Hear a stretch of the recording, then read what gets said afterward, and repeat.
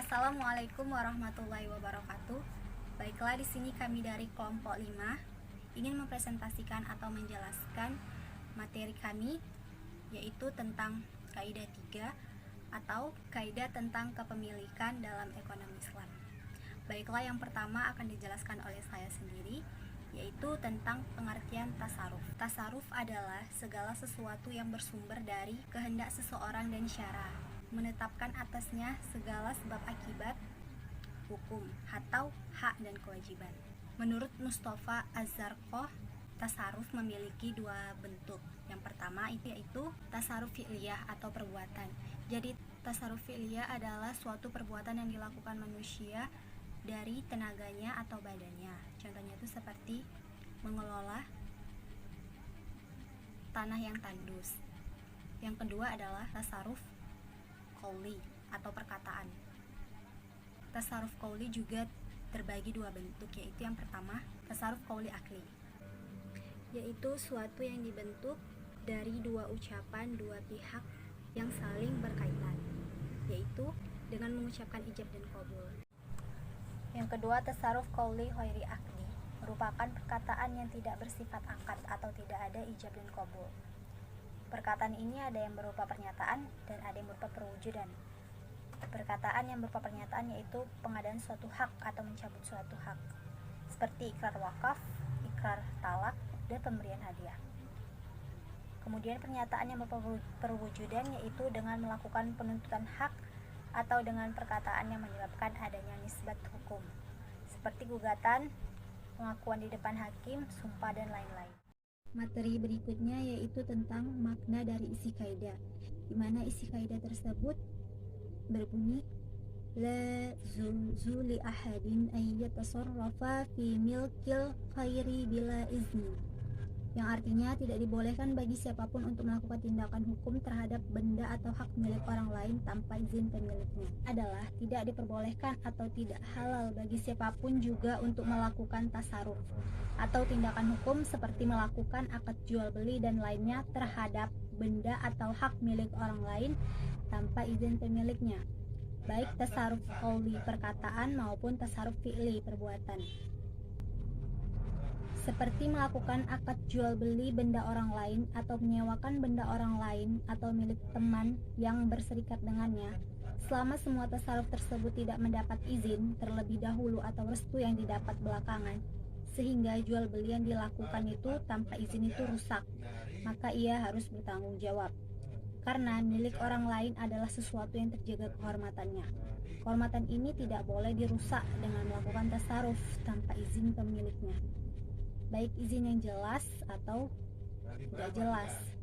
Izin yang jelas atau langsung adalah seperti seseorang mewakilkan kepada orang lain untuk menjual rumahnya, sedangkan izin tidak langsung seperti seorang gembala menyembelih kambing majikannya yang hampir mati. Adapun sesuatu yang senilai dengan posisi izin adalah perwakilan dan wasiat, maka tasaruf tersebut terhadap harta atau hak orang lain tanpa izin atau tanpa sifat yang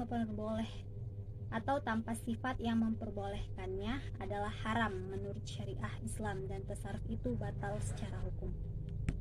Nama saya Siti Nurhamsiyah. Di sini saya akan menjelaskan tentang konsep kepemilikan dalam Islam dan sebab-sebab kepemilikan dalam Islam. Yang pertama, konsep kepemilikan dalam Islam. Kepemilikan sebenarnya berasal dari bahasa Arab, dari akar kata malaka yang artinya memiliki. Memiliki bisa diartikan dengan menguasai, memiliki suatu benda, berarti mempunyai hak mengatur dan memanfaatkan selama tidak terdapat larangan dalam syariah. Kemudian yang kedua, sebab-sebab kepemilikan dalam Islam. Dari ketentuan syara perihal sebab atau cara memperoleh kepemilikan itu ada 5. Yang pertama, ihrajul mubahat atau menimbulkan kebolehan. Kemudian yang kedua, al-uqud atau perjanjian. Yang ketiga, al-kalafiyah, pewarisan. Dan yang keempat, al-tawaludu minal mamluk atau berkembang biak. Klasifikasi kepemilikan dalam Islam. Menurut Ibnu Taimiyah, milik terbagi menjadi 3 bagian, yaitu yang pertama, hak milik individual, al-milkiyat, al-qadriyah, private property.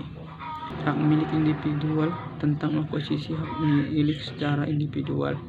Ibnu Taimiyah secara sederhana menjelaskan dengan rinci untuk kepentingan yang dibenarkan oleh syariat. Setiap individu memiliki hak untuk menikmati hak miliknya, menggunakan secara produktif, memindahkan dan melindungi dari pembajiran. Akan tetapi, hak tersebut dibatasi oleh sejumlah limitasi, diantaranya ia tak boleh menggunakannya dengan tabdzir, tidak boleh menggunakannya dengan semena-mena, dan tidak boleh bermewah-mewah. Dalam transaksi, ia tidak boleh menggunakan pemalsuan, penipuan, atau curang dalam timbangan. 2. Kepemilikan umum atau kolektif adalah hak milik yang biasanya diperlukan untuk kepentingan sosial. Jika harta kekayaan dimiliki oleh 2 orang atau lebih, maka mereka bisa menggunakannya sesuai dengan aturan yang mereka terapkan. Apabila salah satu pihak berusaha mengembangkan jumlah harta tersebut atau kepentingan bersama, maka pihak yang lain harus memberikannya kontribusinya dan bekerja sama untuk itu. Contoh tentang hak milik secara kolektif adalah wakaf, yaitu ketika sebuah harta kekayaan disumbangkan untuk tujuan tertentu atau untuk kelompok masyarakat tertentu, maka ada kewajiban bahwa harta tersebut harus digunakan sesuai dengan maksudnya. Namun Ibnu Taimiyah berpendapat bahwa harta wakaf bisa digunakan untuk kepentingan lain apabila memberikan manfaat yang lebih besar. Objek utama dari kepemilikan bersama adalah anugerah alam semesta seperti air, rumput, dan api, yang secara khusus disebutkan dalam hadis Rasulullah SAW.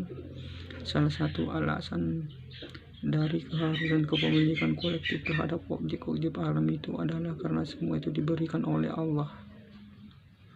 3. Kepemilikan negara. Karena negara membutuhkan hak milik untuk memperoleh penghasilan,